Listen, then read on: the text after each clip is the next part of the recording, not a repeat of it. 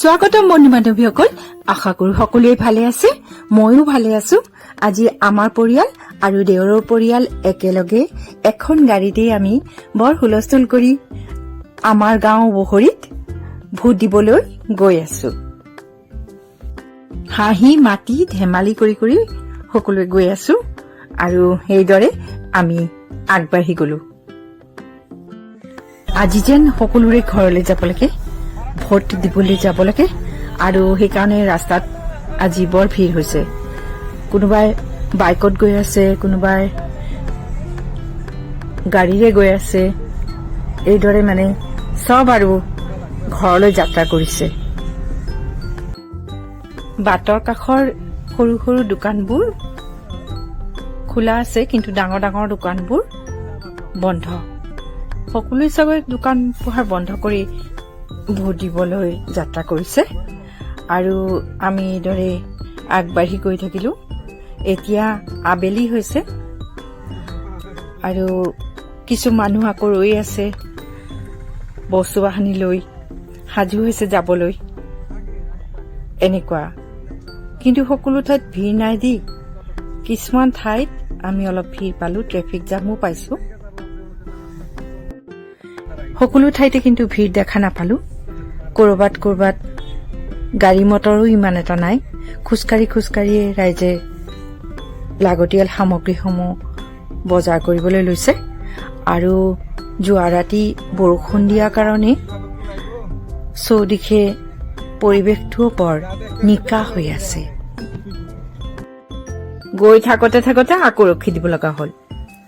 সন্মুখত আকৌ traffic jam. ইমান যে বৰ লাগে এনেকে ৰখি থাকিবলৈ। গাড়ীবোৰৰ মাজেদি বাইকবোৰ আৰু স্কুটিবোৰ ধুনীয়াকে ওলাই গৈ আছে। এতিয়া তেওঁলোকে গৈ ঘৰ পাব।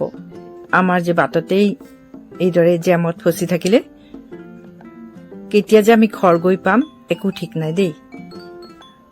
যি কি নহওক উপায় নাই আৰু। এয়া আকৌ আগবাঢ়িলো। আমি গৈ আছো, আমাৰ যাত্ৰা পথত আগবাঢ়ি গৈ আছো আৰু বেলিও লৈহি আহিছে আৰু অলপ সময় পিছত বেলিটো মাৰ যাব। ইতিমধ্যে গাড়ীৰ ভিতৰত থকা ভতিজা দুজনৰ কিন্তু ভোক লাগি গৈছে। সিহঁতে মানে উৎপাত লগাইছে। এতিয়া কি কৰো আৰু। দোকানবোৰ দেখিছো কিন্তু ভাল দোকান এটাও দেখা নাই। সন্মুখত চাগৈ বজাৰ এখন পাম। কিছু সময় পিছত আমি বজাৰ পাই গলো আৰু দেখিছো এই বজাৰখন কিন্তু ভালদৰে খোলা আছে। ফল মূলৰ দোকান, মাছ, শাক পাচলিৰ দোকান, সকলো দোকান খোলা আছে। আৰু এতিয়া সিহঁতৰ কাৰণে কিবা এটা কিনিব লাগিব। সিহঁতৰ ভোক লাগি গৈছে নহয়। আৰু সৰু পোৱালি কি আৰু, আমাৰ ডাঙৰ বিলাকৰে ভোক লাগি গৈছে সেই ৰাতিপুৱাতে খাই ওলোৱা। গতিকে আৰু কিবা এটা কিনিব লাগিব। বাটৰ কাষত গাড়ীখন ৰখাৰ লগে লগেই সিহঁত দুটাই জাপ মাৰি তলত নামিল আৰু দোকান এখনলৈ গল। তাৰ পৰা মোক সুধিলে কি কি কিনিব। মই চিপছ আৰু কিবা কিবি চকলেট আৰু সিহঁতে যি ভাল পায় সেইবোৰ বস্তু কিনিব দিলো। আৰু কি জানে, সিহঁত দুটাই মোক বৰ ভাল পায় আৰু মোক খুৰী বুলি নামাতে নহয়, মোক মাজুমাই বুলি মাতে। ভতিজা দুজনে কিবা কিবি ঢেৰ খোৱা বস্তু কিনিলে আৰু তাৰ পিছত গাড়ীত আহি উঠিল। আৰু ইফালে আমি ডাঙৰবোৰেও ভোকাতুৰ হৈ পৰিছো নহয়। আমাৰ কাৰণেও সিহঁতে কিনিছে দেই। আমাৰ কাৰণে চিপছ আনিছে। এয়া মোক এপেকেট দিছে। মোক খাবলৈ আৰম্ভ কৰিলো। ভালে লাগিছে দেখোন চিপছখিনি খাই।